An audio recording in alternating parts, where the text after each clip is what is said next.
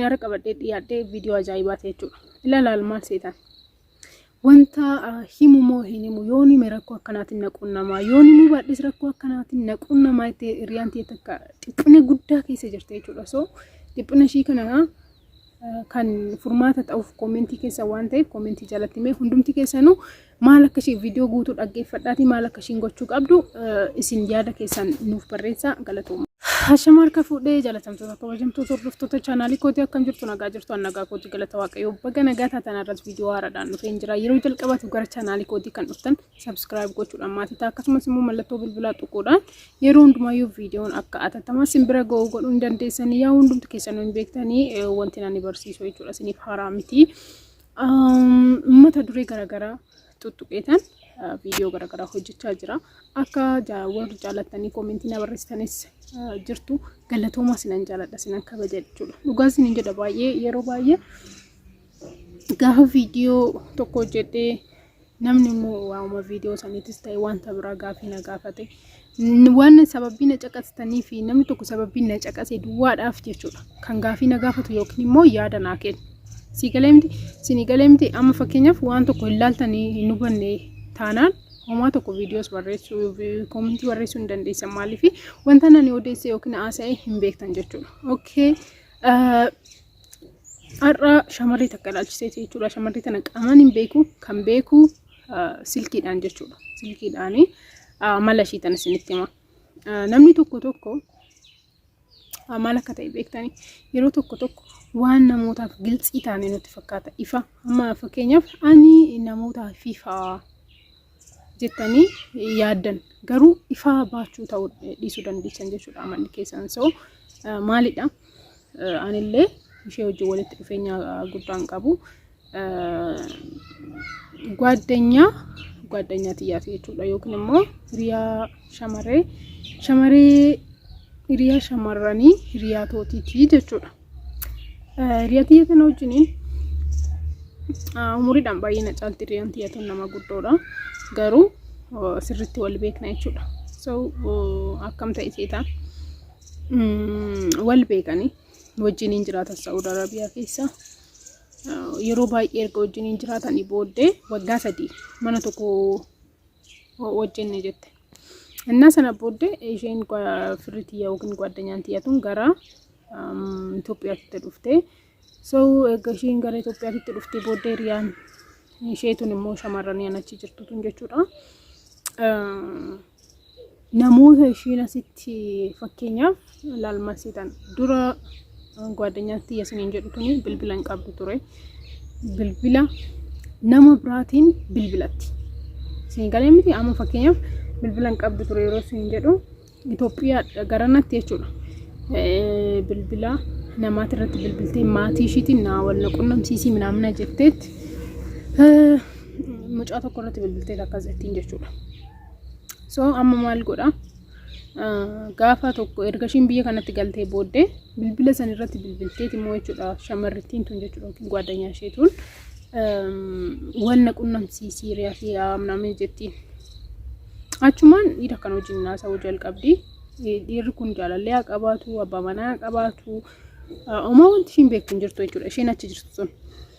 Gwaaddanyaa tiyyaan an ifa walitti dhiyeenya guddaa qabna jetti malee walitti dhufeenya isaan lamaanii ittiin himne jechuudha. So akkam ta'e seetan dhumarra jechuudha. Gwaddanyaan tiyyaa jirtu ni deesse.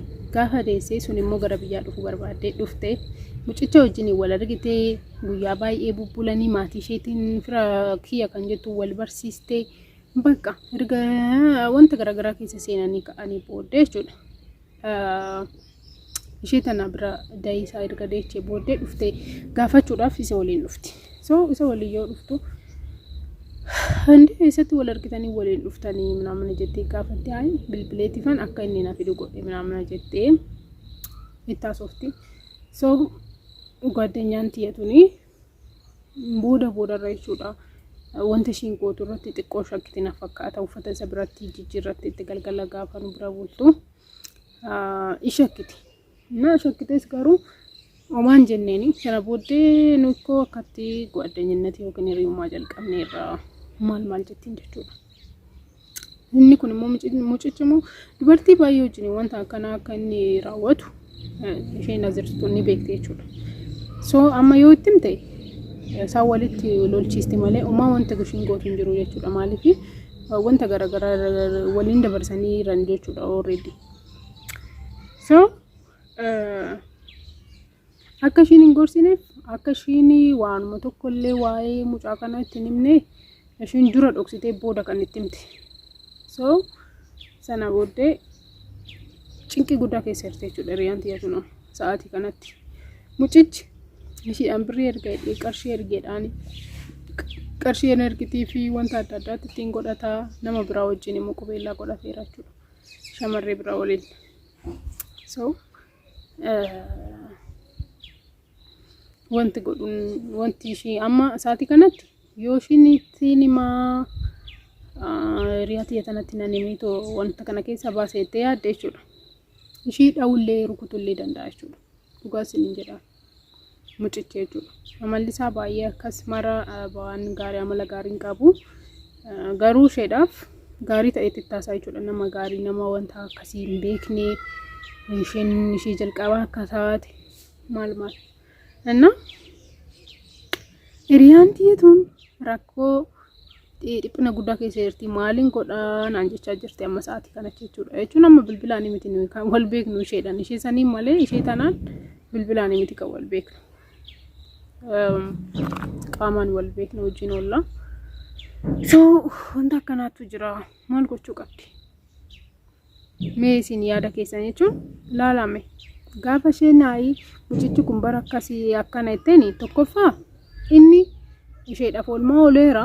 Ta'us garuu oolmaadhaaf osoo hin taane amma ishee sa'aatii kanatti wanti ishee yaaddetoo ittiin himu jechaa jirtu maal akka ta'e beekta tokkoffaa ishee wajjin wal lola. Mucichi isheellee dhaanuu danda'a jechuudha. Shamarreedha humna hin qabdu. Wanta fiddu hin qabdu jechuudha. Wanta ishiin galchine keessa galti waan ta'eef. Inni lammaffaa immoo isheedhaan hiriyaadha. Yoo ishiin qarshii ishee nyaatamtu yeroo ishiin hubbamtu biratti waan akkasii kana cal jechuun barbaanne. So hiriyaan tiyyatu maal gochuu akka qabdu isin koomentii irratti yaada naaf barreessaa. Dhugaa isiniin jedhaanii ani garuu waanuma fe'e yoo ta'u wanta si qunnamillee gara seeraatti beeksisuu dandeessaa. Garuu ammaaf itti himuu qabda jedhee namni ishii gorsaa jira jechuudha. Isheen sodaatte. So maal gochuu qabdi? Hundumti keessanii yaada mataa keessanii yaa hundumtuu namni kamiyyuu yaada mataa isaati jechuudha kan kennu. Baay'een keessan nuu itti himuu qabdu jechuu dandeessu, nuu itti himtu jechuu dandeessu. Garuu salphaa miti jechuudha. Akkuma salphaatti waan tokko himuudhaaf yookiin immoo yoo namarra ga'e qofaadha. Garuu wanta akkana kan namatti dhaga'amu baay'ee wayii rabbi sinitti intiniin jettan taanaan sinirra hin geenye taanaan wanta tokko murteessuu nama hin dhibu. Garuu erga sinirra ga'ee booddee murteessuudhaaf nama hin dhiba jechuudha. So yaada keessan hundumti qoosisan naa barreessaa. Yeroo jalqabaaf gara chaanaalii kanaa kan dhuftan subscribe gochuudhaan maatii ta'a akkasumas immoo mallattoo bilbilaa gadda godha. Yeroo hundumaa viidiyoon atattamaan akkasiin bira ga'u godha. Turtii gaarii.